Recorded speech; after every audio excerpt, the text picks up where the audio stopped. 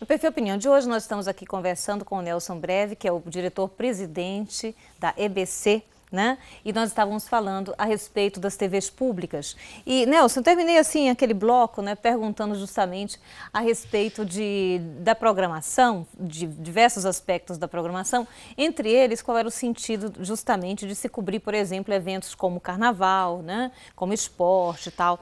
Você falava da cobertura dessa diversidade que nós temos tão grande no Brasil e dessa importância dessa manifestação cultural que deve ser mostrada até como formação da própria cidadania, né? Então, né, por que fazer realmente isso e no que é que vocês puderam se diferenciar? Bom, na primeira transmissão da EBC, ela conseguiu mostrar a diversidade da forma de se brincar o carnaval no Brasil,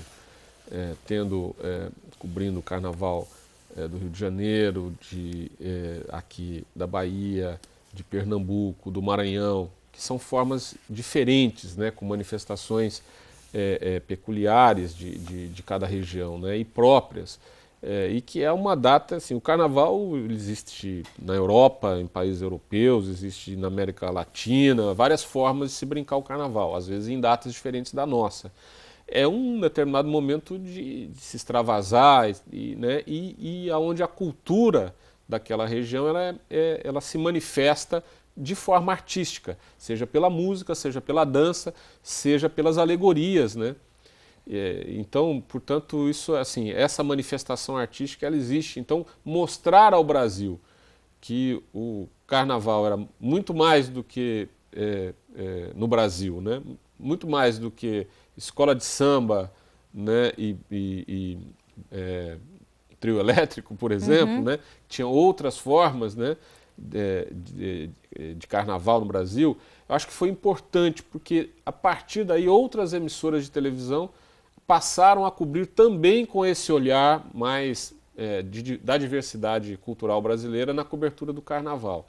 Então, tendo quem possa fazer dessa forma, até com mais qualidade, né, do que a comunicação pública, eu acho que a missão está já atendida. Hoje a gente precisa repensar um pouco a forma de fazer essa cobertura nacional do carnaval. Nós continuamos acompanhando, mas não da forma como a gente fez na primeira transmissão, que era efetivamente ter durante aquele período de carnaval muito da transmissão dessas diversas manifestações culturais.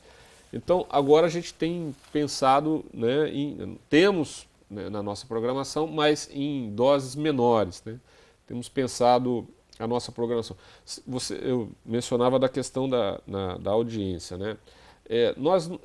Assim, a resposta da audiência para esse tipo de manifestação sempre não é excepcional, mas trazer mais gente para conhecer a televisão, por conta, seja de apresentar manifestações culturais, seja de apresentar competições esportivas que tenham interesse, é uma forma de você fazer com que né, naquilo que conversávamos, tornar interessante a televisão pública para as pessoas, né, que não estão acostumadas a vê-la. Então, certamente há um efeito na audiência, não como algo excepcional, mas a gente consegue atrair mais espectadores quando a gente tem transmissão, né, principalmente quando são manifestações daquela região, né? Então, certamente a gente consegue ter um aumento da audiência. Nós hoje, em termos de medição, sim, nós só temos nas praças de São Paulo, do Rio de Janeiro e do Distrito Federal, que a gente tem uma medição acompanhando diariamente, né, minuto a minuto, os resultados, né, da nossa audiência. Que eu lamento, sim, dizer, assim, é muito pouco, assim, pela ainda, qualidade da nossa programação, ainda é muito pouco. Nós vamos trabalhar, né, sabemos que temos audiências maiores por intermédio das nossas parceiras educativas estaduais, nós temos 14 emissoras parceiras, mas essa audiência não é medida, né? Não é medida. Então, quer dizer, tendo essa exibição desses programas dentro da programação das TVs educativas e universitárias também, não é nós isso? queremos estender essa medição para as nossas parceiras também. Vamos conversar com elas sobre isso. Ok. Em relação, por exemplo, à exibição na programação de cultos religiosos, né? Como é que está essa situação? Bom, nesse momento há uma discussão, né? Esse assunto foi mais quente no ano passado, porque o Conselho Curador da EBC, depois de fazer audiências públicas, né, atendendo inclusive a reclamações de telespectadores, né, por considerarem que a exibição de cultos religiosos ela ofendia os nossos princípios, né, principalmente aquele que menciona o não proselitismo, né, o Conselho Curador entendeu que deveria dar um prazo para que fosse ampliada a diversidade, né, para não a transmissão de cultos, mas que tivesse maior diversidade, né, das confissões religiosas apresentadas na TV pública, né, e de uma outra forma que não apenas a exibição de cultos. Ele deu um prazo, nesse prazo não foi possível formatar essa ampliação, né, um programa ou mais de um programa nesse sentido.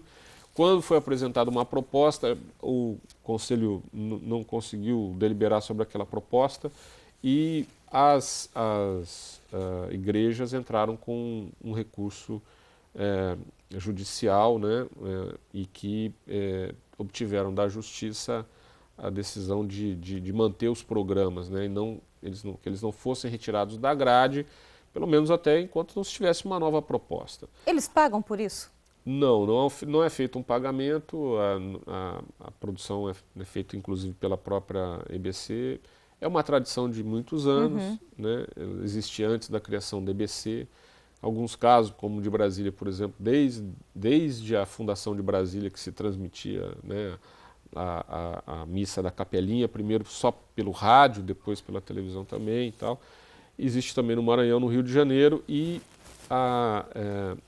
no Rio de Janeiro também um programa evangélico exibido aos sábados. Então, o Conselho Curador depois entendeu, né, em função das próprias decisões, o Congresso também surgiu com uma ameaça de sustar a decisão do Conselho e decidiu refletir melhor sobre o assunto e encontrar uma forma, né, digamos assim, de não ferir a tradição, mas também ampliar a diversidade da programação religiosa para que e ao mesmo tempo assegurar que o princípio de não discriminação religiosa e outras, né, formas de discriminação ele fosse, né, mantido, né, esse princípio fosse assegurado também, né, por esses programas de cultos religiosos. E nós estamos, né, foi formado um grupo, né, inclusive com apoio da Secretaria de Diversidade Religiosa da Secretaria Especial de Direitos Humanos e também né, de algumas confissões religiosas. Esse grupo vai estudar uma forma de que a gente consiga contemplar um pouco mais a diversidade, né, com um programa que possa fazer com que a gente conheça também as confissões, né, religiosas, né, fizemos um levantamento em São Paulo, né, uma produtora que fez esse levantamento. Em São Paulo são 80 diferentes confissões religiosas que tem no Brasil. Isso é muito. Evidentemente que não dá para a programação da TV pública ficar concentrada nisso. Mas eu acho que dá para a gente conseguir ter uma boa proposta, né, em algumas semanas ou poucos meses, para que esse assunto ele deixe de ser um assunto relevante na comunicação pública. Ok, em relação, por exemplo, ao jornalismo da emissora, né? E até o próprio questionamento da liberdade editorial. Nós temos independência editorial, a nossa lei nos dá independência editorial. E isso é uma coisa que a gente preserva e acho que deve ser princípio de toda a TV pública no Brasil inteiro, seja ela regional. As pressões elas existem em todos os meios, sejam comerciais, estatais, públicos, e não é privilégio do Brasil, isso acontece também na BBC, a gente sabe que isso até aconteceu recentemente. Então, em relação à guerra do Iraque, por exemplo. Então, Agora, nós temos os meios para, né, inclusive estamos concluindo o manual de redação. Nós, quando, né, na cobertura, né, de eleições, a gente faz um documento, né, com os nossos compromissos, nos comprometendo a ter isenção no processo eleitoral. Eu acho que isso é uma coisa possível de ser feita. É verdade que a nossa tradição ela tem dificuldades, né? O poder tem muita dificuldade de conviver, né, com a crítica. Isso não é uma coisa isolada, né? Não é do nosso país, né? É uma coisa, né, do poder, né? A dificuldade de convivência com a crítica, mas eu acho que nós temos conseguido nos sair bem, e com alguns problemas aqui e ali pontuais, mas que a gente sempre conseguiu ou corrigir ou superar com facilidade. Então, em relação a isso, a gente acho que nós estamos bem contemplados. Agora, achamos que, do ponto de vista das emissoras regionais, também essa cláusula de independência editorial precisava estar sustentada na lei como está a nossa. Pois é, em relação, né, a um jornalismo mais investigativo, né, e que possa, de fato, falar a respeito, inclusive, da administração pública, né? Vocês têm conseguido realmente contemplar isso daí? Olha, eu diria que não, porque nós precisamos formar dentro dos nossos quadros profissionais com esse tipo de aptidão para fazer investigações sérias, né? Porque muitas vezes as investigações que são, digamos assim, na forma de denuncismo, né? Às vezes uma pauta vira a notícia, vira a denúncia, né? Aquilo que deveria ser investigado com mais critério, com mais cuidado. Então, nós queremos ter, sim, como em outras emissoras públicas, tem profissionais de alto nível que fazem o jornalismo investigativo, porque a gente acredita que investigar, né, o poder, os poderes constituídos é importante para a cidadania e, inclusive, para os próprios governantes, porque os governantes muitas vezes não sabem tudo o que está acontecendo no seu, né, na sua administração. E os jornalistas são os olhos, né, que a gente, né, costumava ouvir lá de um professor meu na faculdade, o jornalista é espião de Deus. Então, portanto, ele é quem está responsável por estar olhando tudo para ver se está tudo funcionando de acordo para que a sociedade evolua. Então, e isso é importante. Agora, nós precisamos formar esses profissionais que sejam sérios, capacitados, e somente agora nós estamos recebendo os primeiros, né, jornalistas do concurso público da EBC e esperamos, né, que a gente tenha a competência para formá-los, inclusive para serem bons investigadores. E investigação é muito mais do que pegar um relatório da Polícia Federal ou uma gravação da Polícia Federal e divulgar para a sociedade, né? Investigar é descobrir aquilo que não se sabe, né? Ir atrás daquilo que a gente ainda não sabe e descobrir o porquê das coisas, né? O que está por trás das coisas e, né, e contar o que está acontecendo, né? Muitas vezes uma gravação divulgada sem o devido critério, sem a gente dizer de onde vem, quais são os interesses que estão por trás daquela divulgação, ela é uma informação muito parcial para ser dada à opinião pública. Então a gente precisa ter cuidado porque o jornalismo é muito manipulável pelas forças, né, na disputa do poder político. E principalmente o jornalismo público, ele precisa fazer isso, mas precisa fazer com muita responsabilidade. A IBC, ela divulgou também, né, que ela contrataria assim, correspondentes em vários continentes e tal, e que teria um foco assim, também na América Latina, na África, tudo isso. Como é que está essa situação, né? E qual é a importância e esse diferencial assim, que a IBC pretende com isso? Isso é aquelas matérias jornalísticas que nem sempre aquilo que se escreve é exatamente daquele jeito. Na verdade, assim, não é que no nosso plano de trabalho, nós colocamos que gostaríamos de ter mais correspondentes, né? Mas entre o gostaríamos de ter e os recursos para termos, há uma certa distância. O que a gente fez foi repor o nosso correspondente na África, que nós enviamos para lá, um dos primeiros correspondentes na África, né, foi a EBC que enviou, por considerar a África, né, o continente africano, principalmente os países de língua portuguesa importantes para a integração, né, com o Brasil, e também na América Latina, que somente no ano passado nós conseguimos mandar a primeira correspondente para Buenos Aires. Chegamos a ter um período curto, uma correspondente nos Estados Unidos, mas foi um período muito curto.